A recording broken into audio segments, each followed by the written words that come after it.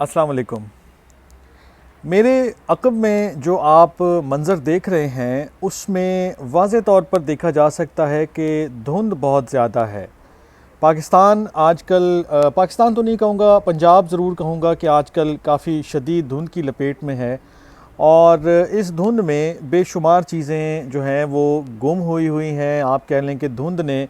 उन्हें अपनी लपेट में लिया हुआ है। इस धुंध का पाकिस्तानी सियासत से भी बड़ा गहरा ताल्लुक़ है। आजकल पाकिस्तानी सियासत पर भी जो है वो धुंध छाई हुई है और उसने बेशुमार चीज़ों को अपनी लपेट में लिया हुआ है। आज जब पाकिस्तान जो जनरल इलेक्शंस हैं उसकी तरफ बढ़ रहा है,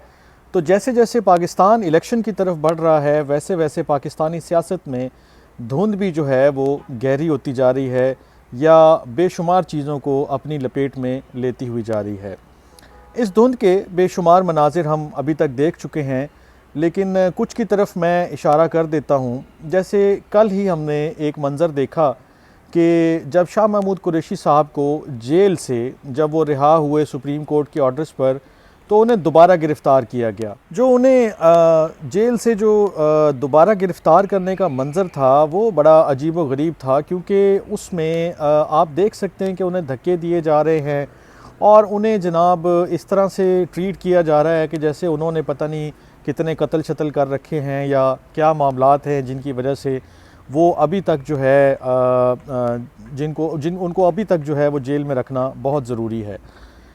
अब ये जो धुंध छाई हुई है पाकिस्तानी सियासत पर, ये कोई नई बात नहीं है। इसमें अगर आप माजी का थोड़ा सा जायज़ा लें तो ऐसे बेशुमार मौक़े हैं कि जब पाकिस्तानी सियासत पर धुंध जो है वो छाई रही है। डस्का के इलेक्शन जो हैं वो बड़े मशहूर हुए थे। उसमें पहली मरतबा जो है वो धुंध का जो है वो इस्तेमाल भी किया गया। धुंध के फ़वाइद और नुकसानात भी सामने आए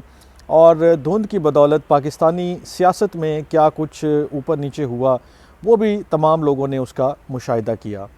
अभी जो धुंध छाई हुई है पाकिस्तानी सियासत पर और जिन मामलात में पाकिस्तानी सियासत जो है वो घिरी हुई है,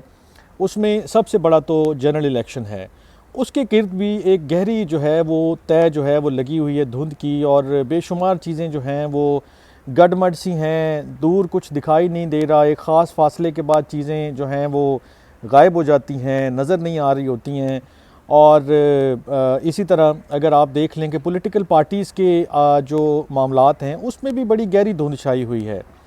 वो किसी और के लिए या किसी ऐसे शख्स के लिए कि जो ख़ास कर उनका मुखालिफ हो या कभी मुखालफत में खड़ा रहा हो, उसके लिए आवाज़ उठाते नहीं हैं। उसके लिए अगर आवाज़ उठाते भी हैं तो मेरे ख़्याल में वो किसी बंद कमरे में उठाते हैं कि जो बाहर निकलने से पहले ही किसी धुंध में गुम हो जाती है।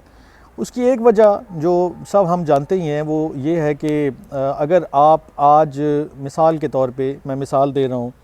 पाकिस्तान तहरीक-ए-इंसाफ़ के जो बानी चेयरमैन हैं इमरान खान साहब या शाह महमूद कुरैशी साहब या और पीटीआई के लोग हैं, अगर आप उनके लिए आवाज़ उठाने की कोशिश करते हैं कि जनाब इनके साथ ये काम गलत हो रहा है, ये चीज़ नहीं होनी चाहिए, या इनके ये हुकूक़ हैं इनको मिलने चाहिए, या इस तरह की और कोई बात करते हैं, तो इसका एक जो मतलब होगा वो ये होगा कि आप जो फेवर आज आपको मिल रहा है उससे हाथ धो बैठ सकते हैं। ऐसा हो सकता है कि आपसे वो फेवर वापस ले लिया जाए और किसी और को दे दिया जाए। तो इस डर से, इस खौफ से कि कहीं ऐसा ना हो कि जो चीज़ हाथ में है, जो मामलात अभी सीधे हैं, जिन मामलात की वजह से आज हम आराम से बैठ के ड्राइंग रूम पॉलिटिक्स भी कर रहे हैं, तो वो कहीं हमसे छिन ना जाएं, कहीं उनसे हमें हाथ ना धोने पड़ जाएं। तो बेहतर है कि खामोशी इख्तियार की जाए और इस धुंध का फ़ायदा उठाया जाए कि जिसकी गिर्द में इस वक्त बहुत कुछ लिपटा हुआ है। लेकिन इसमें एक जो बात जो मुझे कहनी है वो बहुत ज़रूरी है, वो कुछ इस तरह है कि अगर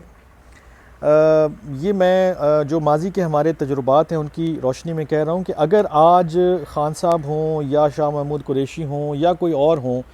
और उनके मुखालफीन जेल में हों,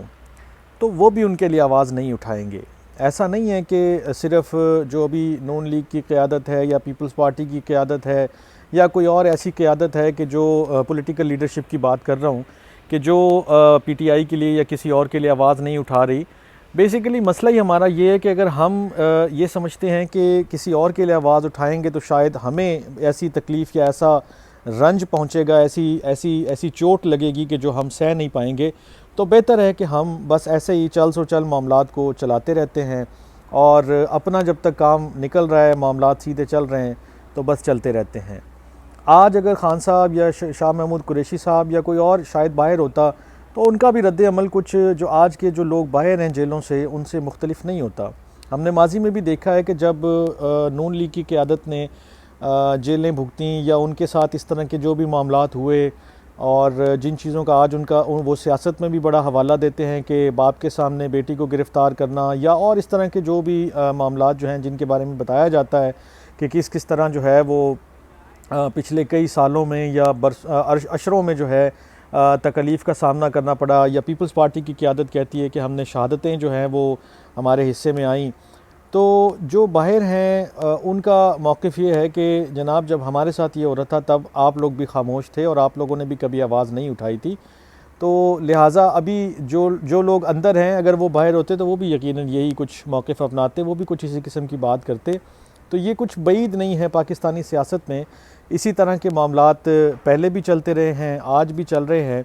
मैं देख रहा था, सुबह ही कुछ चीज़ें पढ़ रहा था और देख रहा था, तो उसमें काजी हुसैन अहमद साहब की एक पुरानी तस्वीर जो है वो सोशल मीडिया पे सामने आई, जिसमें पुलिस वाले उनके ऊपर डंडे बरसा रहे हैं और वो उनके कपड़े जो हैं वो फटे हुए हैं और बेशुमार, यानी कि आप कह लें कि उस तस्वीर में एक पूरी कहानी मौजूद है। और यही मंज़र मेरे ख़्याल में पहले भी किसी धुंध की नज़र हो गया था। ये मंज़र आज पहली मरतबा पाकिस्तान नहीं देख रहा, ना ही शायद आखिरी मरतबा देख रहा है। ये धुंध आती रहेगी और ये इसी तरह अपनी लपेट में चीज़ों को लेती रहेगी, अनलेस कि ये तहैया किया जाए कि हमें इस धुंध से छुटकारा हासिल करने का कोई तरीका सोचना चाहिए और उसके ऊपर अमल पैरा होना चाहिए और पूरी नेक नियति के साथ उसके ऊपर अमल पैरा होना चाहिए। वरना धुंध शायद इतनी ख़तरनाक नहीं है, लेकिन इसमें होने वाले जो मामलात हैं वो काफ़ी तशवीशनाक हो जाते हैं। तो धुंध में जो है वो ड्राइविंग करने से एहतियात कीजिए, अपनी और अपनी फैमिली को जो है वो सेफ़ जो है वो डेस्टिनेशन पर ले जाने के लिए और इस मुल्क को सेफ़ डेस्टिनेशन पर ले जाने के लिए सही वक्त का भी इंतज़ार कीजिए, सही मूव का भी इंतज़ार कीजिए और फिर जब करें तो पूरी नेक नीति के साथ उस पर अमल पैरा हो जाए। अपना बहुत ख्याल रखिएगा। अल्लाह निगहबान।